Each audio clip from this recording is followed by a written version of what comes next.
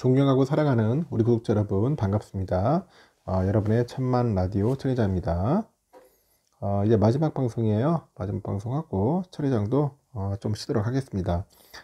이렇게 금요일은 빨리 지나가는 것 같고 어떻게 보면은 그래요. 진짜 세월의 흐름을 좀 더 또 빨리 느끼는 것 같습니다. 시간의 속도가 다른 것 같아. 젊을 때의 속도와 나이 먹고의 속도가 상당히 다르다. 시간이 다릅니다. 참 신기하죠.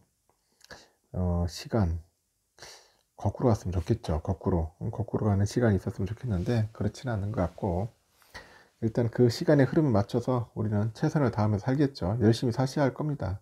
워낙 먹고 사는 게 팍팍 해가지고 다들 힘들어 하시더라고요. 지금 불황이고 경기 상황이 안 좋다 보니까 힘들지, 또 좋은 날이 오겠죠. 그 날이 올 때까지 우리 좀 참고 한번 잘 견뎌보자고요. 오늘은 보니까 그 코스닥 지수가 전거래일 대비 0.56% 정도 내려가지고 778.88로 마감을 했어요.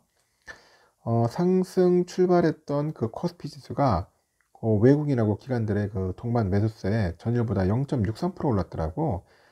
그래서 2420선에서 마감을 했습니다. 전날 미국 뉴욕 증시에서 그 예상치를 뛰어넘는 실적을 발표해가지고 주가가 급등한 그 반도체 기업 있죠, 엔비디아. 이 엔비디아와 달리 국내 반도체 기업인 삼성과 하이닉스는 1%대 하락으로 마감을 했어요. 마감을 했고, 이날 코스피 지수 보니까 전거래일보다 15.48포인트 내려가지고 2423.61로 거래 마쳤고, 지수는 전거래일보다 3.40포인트 올라서 2442.49에 개장을 한 뒤에 장중에 2450선을 터치했다가 오후 들어서 약세로 전환을 합니다. 이렇게 코스피에서 외국인하고 기관애들은 각각 3,007억, 960억 정도 팔아치웠는데 개미들이 3,632억 정도 사들여요. 프로그램은 차익과 비차익을 합쳐가지고 435억 정도를 이제 순매도를 하는 거죠. 이렇게 코스피 시가총액 상위 종목 중에 보니까 삼성전자, 하이닉스, 삼바, SDI, 현대차 이런 쪽이 내렸어요. 내렸고 LG엔솔, LG화학은 좀 올랐습니다. LG엔솔, 화학은 좀 올랐다. 코스닥은 전거래보다 4.40포인트, 0.56%죠. 이게 내려가지고 778.88로 거래 마쳤는데, 이 코스닥에서도 보니까 외국인들이 792억, 기관애들이 668억 정도 순매도를 했어요. 기미들이 1616억 정도를 순매수를 했다는 거지. 코스닥 시총 상위 종목 보니까 대부분 약세입니다. 에코프로비엠, LNF 등을 제외하고 뭐 셀트리온 헬스케어, 에코프로, 카카오게임즈, HLB, 펄어비스, 오스템 임플란트 등은 큰 폭으로 하락을 합니다. 특히 하이브의 공개 매수 종료를 2거래를 앞둔 SM 엔터테인먼트가 그 카카오랑 맺은 사업 협력 계약이 논란이 되다 보니까 4%대 하락을 합니다. SMCNC, 디어유, 키스트 등도 계열사도 모두 이제 하락을 하는 거죠.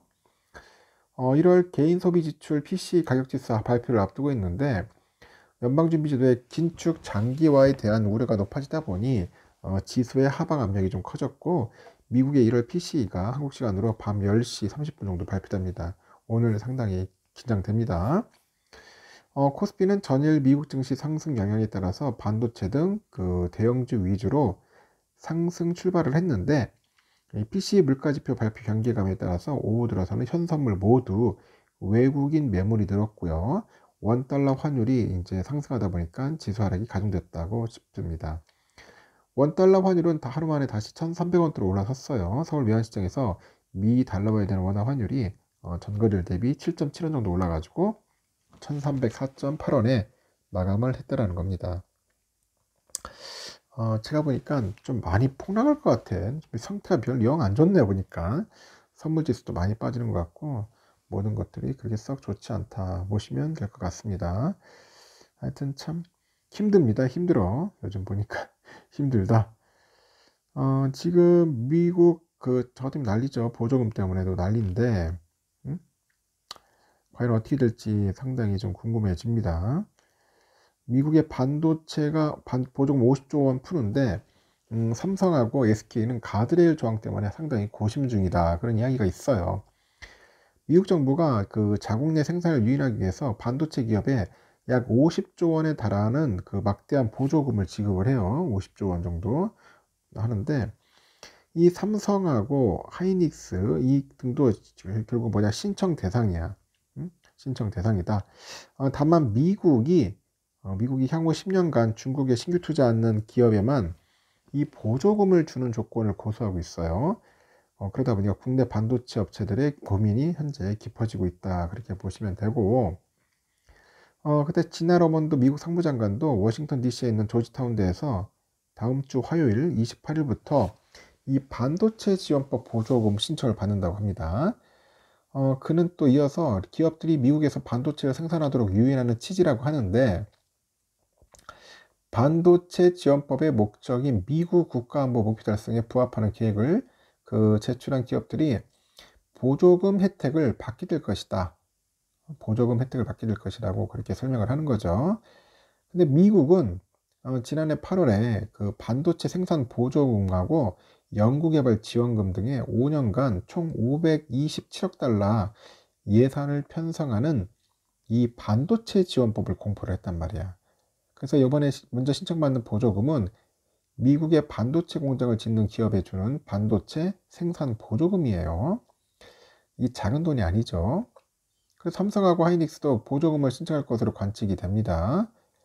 삼성은 텍사스주 테일러시에 반도체 공장을 짓고 있고, 하이닉스 역시 첨단 패키징 공장하고 연구개발 R&D 센터 건설 계획을 현재 공식화했다는 거죠.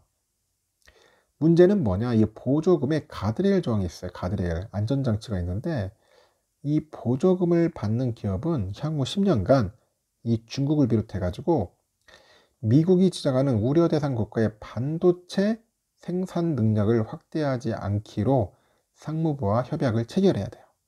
결국은 중국에다 투자하지 말라는 거예요. 그냥 옛날 장비 그대로 쓰라는 건데 투자하지 마라.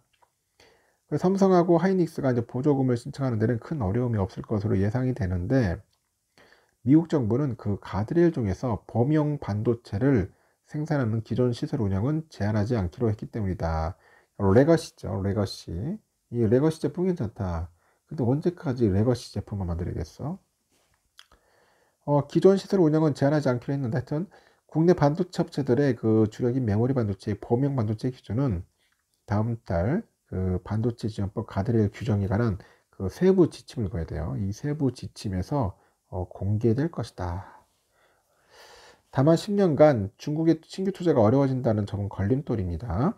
그래서 범용 반도체라도 생산 능력을 확대할 경우에는 대부분을 중국 내수용으로 생산해야 한다. 뭐 그런 이야기가 있는 것 같습니다. 참 쉽지 않습니다. 이거 그러니까 중국 상황도 그냥 썩 좋지 않은 것 같고, 지금 또 미국장도 그렇게 썩 좋지 않을 것 같고, 하여튼 상당히 좀 어렵다. 시기적으로 좀 그렇다는 겁니다. 참고하시고요. 너무 내가 어두운 얘기했나? 하여튼 어두운 얘기를 했어도 여러분들이 어느 정도 받아들일 건 받아들이고 이해하셔야 합니다. 일단 여기까지 하고 여러분 내일 새벽에 뵙도록 하겠습니다. 여러분 행복한 꿈 꾸십시오. 굿나잇.